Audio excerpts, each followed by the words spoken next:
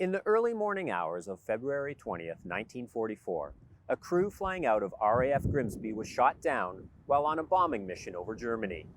Among the 7 on board was Flight Lieutenant Jack Maclean Mason of Chippawa. 73 years later, his son, journalist Gary Mason, returned to Europe to find out exactly what happened. As a journalist, I thought it was important for me to actually try and go back, retrace those steps, kind of visit some of the places that, he was at. And I thought that it would give me a deeper understanding, perhaps, of that part of his life. And I just thought it would be an interesting journey to take, and one that I kind of promised him that I would take one day, even though he said it wasn't necessary. I said it was kind of necessary for me to do it because I really did want to have that more meaningful idea of what he went through. So that's primarily what the motivation was, Mark. Did you find the understanding you were looking for?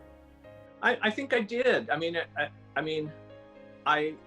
think that, some of the things that I discovered, in my research, like going to Stendal, the town that he was shot down at, and going into the archives and finding out sort of how lucky my father was really to survive that night, because of the 8 planes that were shot down over Stendal on February 20th, 1944, they included 59 men, and of the 59 men, only 12 survived, and that included 7 on this plane. Everybody on my father's plane got out alive and survived to, live another day. So, I remember, coming across that stat in these archives and just being like, oh my God, my father, he was just so lucky. An important step on the road to understanding his dad's time in World War II came decades earlier when father and son exchanged a series of letters in which Jack revealed that his role in the war was different than what Gary had been led to believe. For me, it was just kind of like, I kind of felt sad, for my father, that he kind of, I guess, felt the need to hide that maybe we might be ashamed of the fact that he was the bombardier, the guy that, released the bombs, or maybe he was ashamed.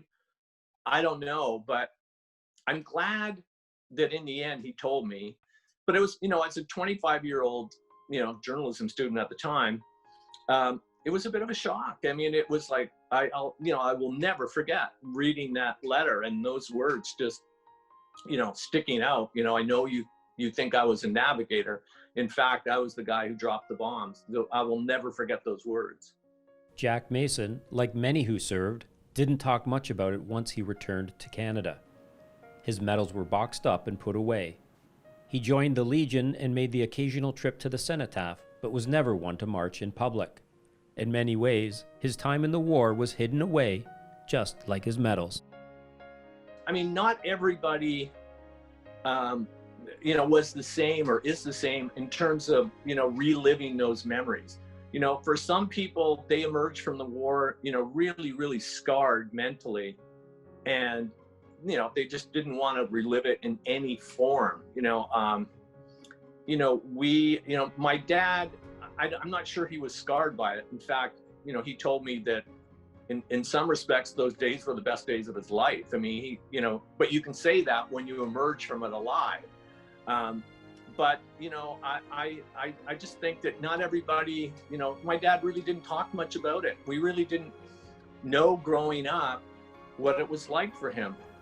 What kind of reaction did your story get after it was published 3 years ago?